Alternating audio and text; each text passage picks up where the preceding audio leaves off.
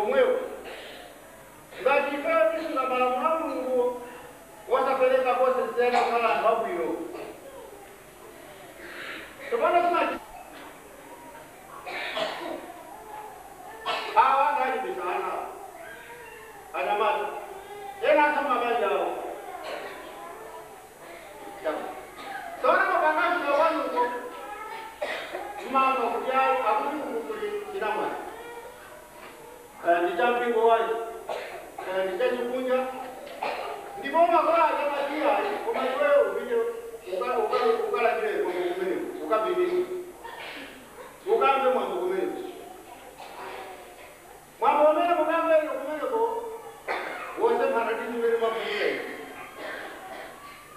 chifukauko akakuchitisa kudya iweyo ukafuna kuti mtu wali munthu mopipirisa unene mawa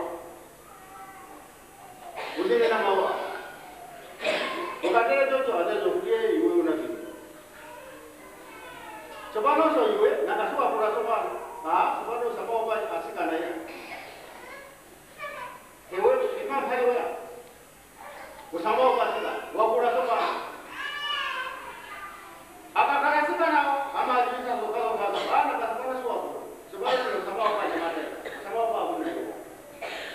koma kunoko tinamudizidwa chani malamulamu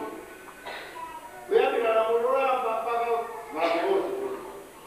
ndiponso anatidivisa kuti tiyenera kumachenjera